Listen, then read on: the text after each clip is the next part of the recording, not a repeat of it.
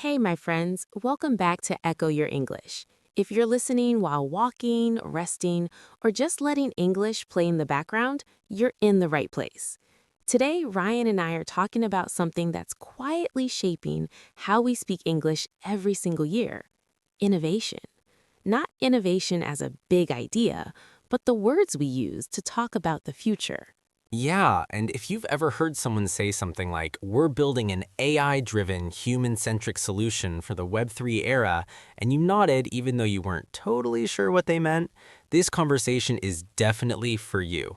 We're not here to impress anyone with big words, we're here to understand them and use them naturally. Exactly. English changes when the world changes. New technology, new work styles, new worries, new hopes, they all create new vocabulary. And sometimes it feels exciting, but sometimes it feels overwhelming.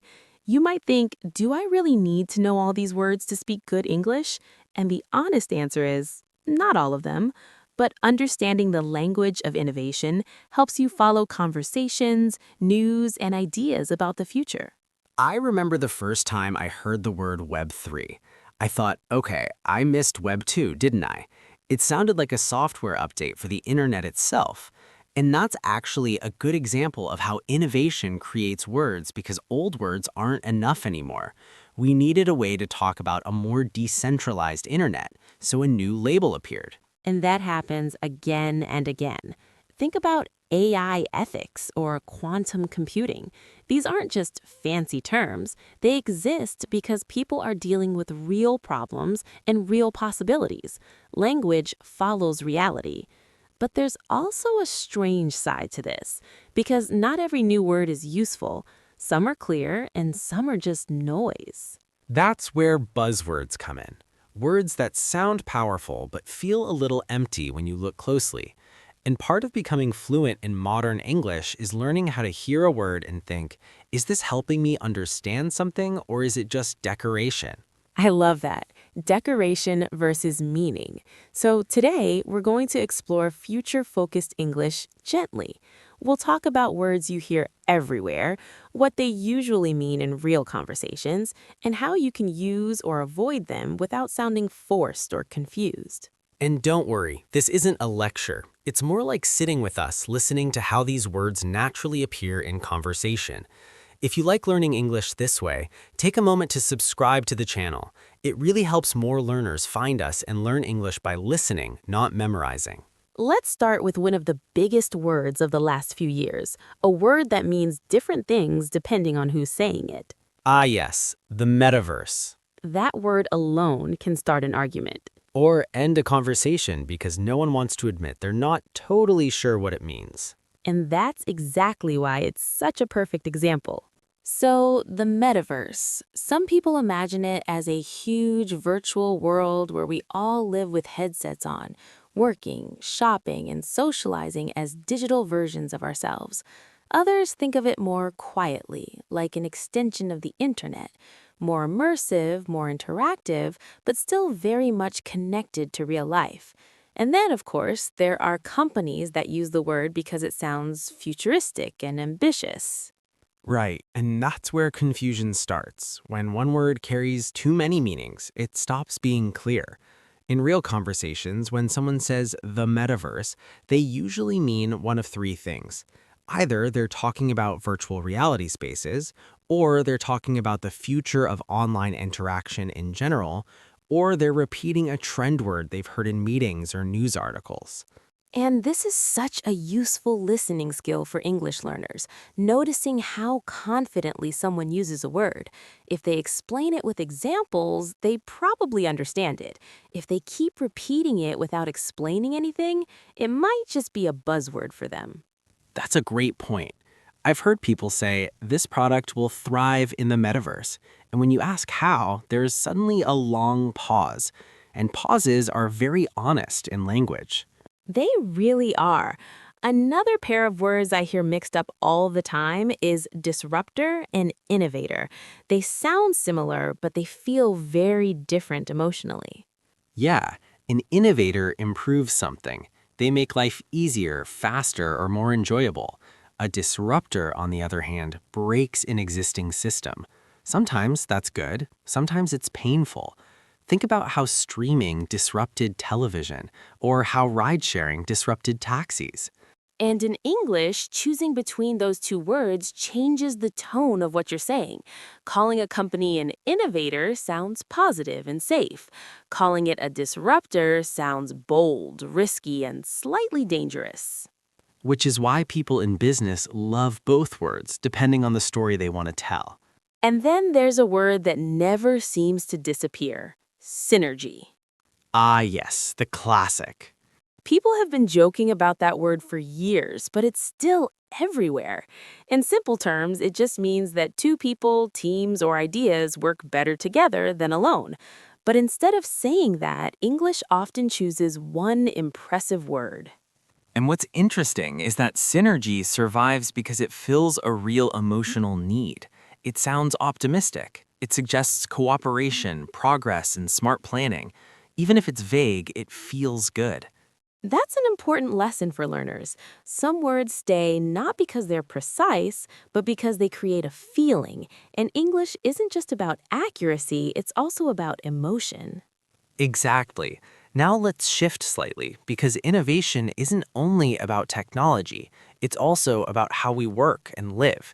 And that's where phrases like gig economy and creator economy come in. I remember when having one job for life was considered normal. Now people introduce themselves by listing 3 different things they do. And English adopted. The gig economy describes short-term, flexible work, freelancing, delivery apps, contract jobs. The creator economy talks about people making a living by creating content online, videos, writing, art, teaching. What I find fascinating is how these phrases make new lifestyles sound organized and official. Instead of saying, I do many small jobs, you can say, I'm part of the gig economy, and suddenly it sounds like a system, not chaos. Language gives structure to uncertainty. That's one of its hidden powers. And it also reflects values. When we talk about sustainable innovation or the circular economy, we're not just describing systems, we're expressing concern about the planet, about waste, about responsibility. Those phrases feel calmer than older ones, less aggressive, less about growth at any cost. Yes, and that calmness matters. It shows how the future is not just about speed, but about balance. Which brings us to one of the most sensitive areas of future English: artificial intelligence. Especially when we start adding human words to it. When people say things like human-centric AI, it almost sounds emotional, doesn't it? It's a reminder that technology isn't separate from us. It affects our choices, our jobs, our privacy, and even our sense of identity. And English is trying to keep up with that reality by adding softer, more careful language around very powerful tools. I think that's why phrases like algorithmic bias have become so important. 10 years ago, most people didn't think of algorithms as something that could be unfair. They sounded neutral, mathematical, objective, but now we know they're created by humans, trained on human data, and they can repeat human mistakes. And notice how the word bias changes the conversation. It forces responsibility. You can't hide behind the idea that the system decided. Language pushes us to ask who designed it, who benefits, and who might be harmed. This is where innovation speak can either hurt or help. Clear language invites discussion, vague language shuts it down. And sometimes, honestly, innovation language is used to avoid uncomfortable questions. That's the dark side of innovation English. Jargon can become a wall. If someone fills a sentence with complex words, listeners might feel excluded, even embarrassed to ask what's going on. I felt that myself in meetings.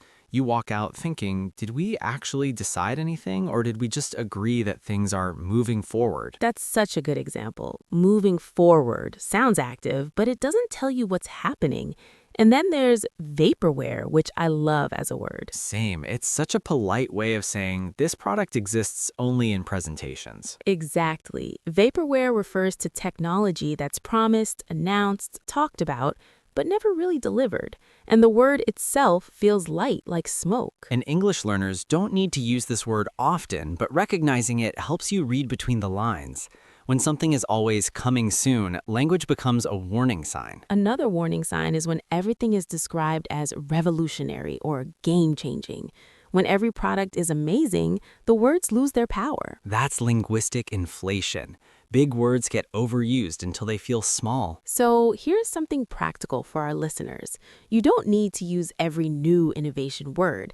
It's okay to pause, to listen, and to choose clarity over trendiness. If you want to use future-focused vocabulary naturally, start by hearing it in context. Podcasts, interviews, conversations like this.